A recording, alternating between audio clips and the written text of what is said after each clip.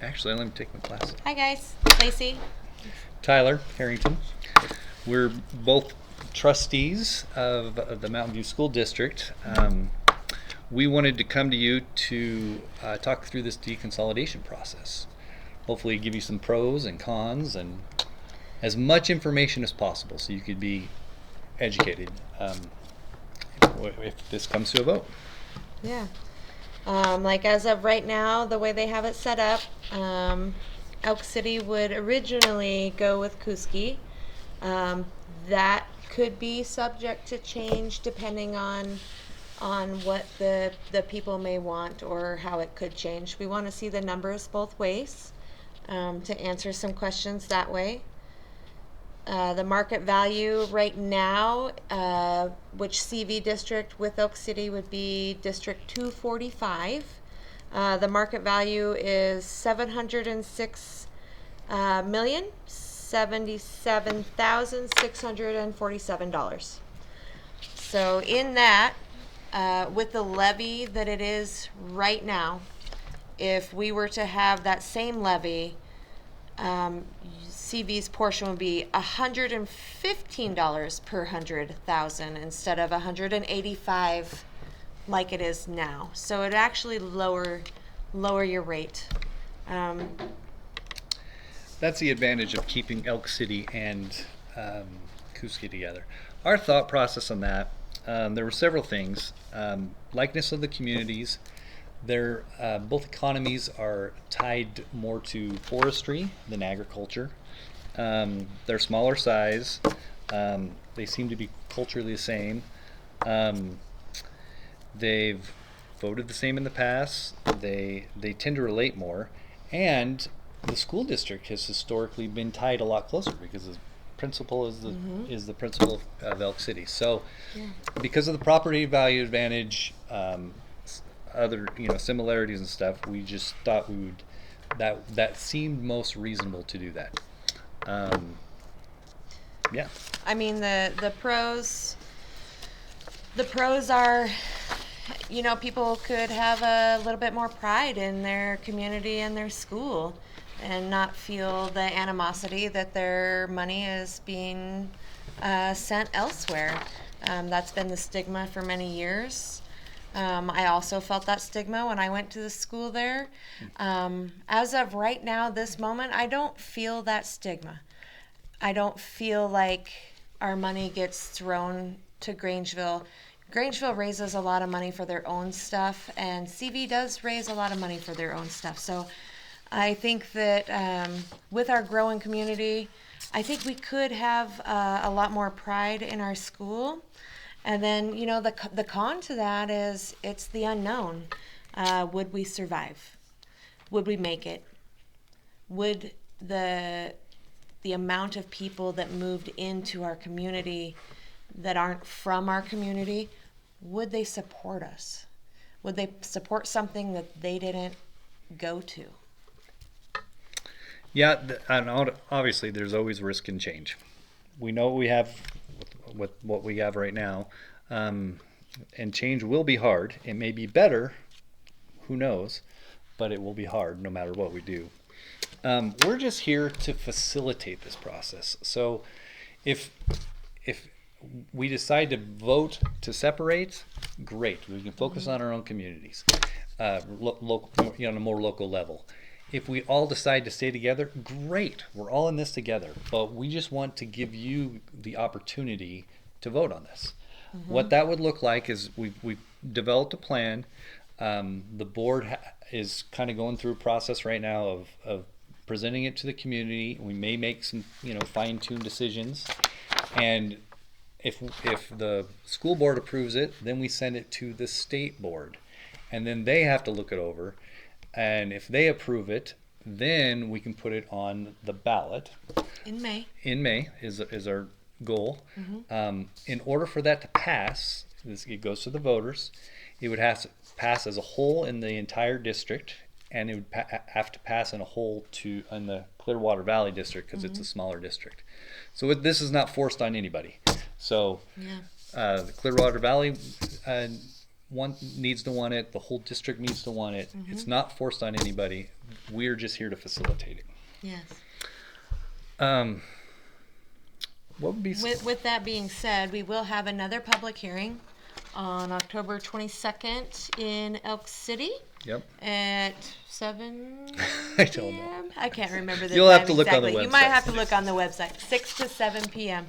Okay. And also we'll have one October 23rd at CVE or high school? CV High School. CV High School. Thank From you for 6:30 that. to 7:30. Thank you. Here are some of the advantages of staying together. We'll just go over some of these. So right now, we live in such a huge district. We share, like all the CV, Elk City, Grangeville schools all share a superintendent, a comptroller, an HR director, a federal programs director, special education director, accounts payable person, a technical director, and food service. So Speech and language. we're speech and language. Oh yeah, speech and language. Yep. So there's multiple positions that we share. Now, there's obviously an advantage to that. If we did split up, we'd have to get a little more creative. The new boards that are formed, they would have to make some decisions, such as maybe combining superintendent and principals. Yeah. There's a possibility of sharing our HVAC with, Grangeville and CV as well. Cool. Maintenance. We'd probably have to share some maintenance. Okay. There's a multitude of things that we could share. Yeah. Examples: Cottonwood, Craigmont, Nez Perce, they have a half superintendent, half principal position. They combined them. Cul-de-sac has a combined position of comptroller, HR, and accounts payable. You'd have to get creative, but you could save money that way. It would just, just force us to think outside the box in certain ways. Yeah. But smaller districts have done it time and time again, and I believe we could do it as well. Yeah. And, at that point, if we did deconsolidate, for basically a year, you guys would get 10 trustees, because we would all be replaced at that time. Yeah, yep. And it feels better to be represented on a more local level. Mm-hmm. That would be an advantage too, because you care about your local community. So to be represented on a more local level, another advantage. Yeah. What else would say? Oh, SRS funds.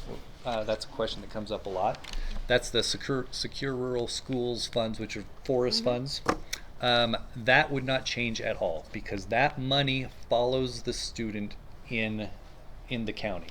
So a student in Cottonwood, a student in Kuski, a student in Grangeville, they all get the same amount of money Yeah. per student. So that would not change at all. So it doesn't matter where we divide those lines. Yep. Correct. What else? Should we talk about costs at this point in time? You sure can. About how much each student costs. Yeah. So the kids in Grangeville cost the district a significant amount less than they do in CV or Elk City. There's an economy of numbers. Yep. Yeah. But So Grangeville costs like $11,683 per student, and CV kids cost $16,188. Elk City kids $15,692 per student. so and that's just going off last year's numbers. It costs more in those smaller districts just because, again, economy of numbers. However, to hopefully compensate for that, the way we drew the lines in the new districts, there's about a 2-to-1 advantage of property values per student in the Clearwater Valley. So there are smaller schools, but as far as property values, if you ever had to run a levy or something, huge advantage there. So Yeah. we wanted to really help the smaller schools as much as possible. Is there anything else? Yeah, I'm not. We just wanted to inform you as much as possible. Please go to the website. Go to the website, and actually, there's a map there that shows the district. Mm-hmm. If you click on that link, you can click and see like the number of people of the population in the district. You can see the property values in the district. It can really inform you of where things go. Oh, I do want to say this. A student can still choose to go to whichever district they want. So for instance, if a student in Elk City wanted to go to CV, they could go to CV. If they wanted to come to Grangeville, they could still come to Grangeville. Yep. That is open to them. Yeah. Students who are living across the border of the district, if they're enrolled in the school, like say if they're in the Clearwater Valley district and they want to come to Grangeville, or they live in the Grangeville district and still want to continue at Clearwater Valley, they can do that. Mm-hmm. That will not change. Yeah. Yeah. Basically, they're grandfathered in. Yeah. If they started in this school, they can continue in this school. Yeah. We don't want to disrupt, children's education or anything like that. Yeah. So I think that's about it. I think so too.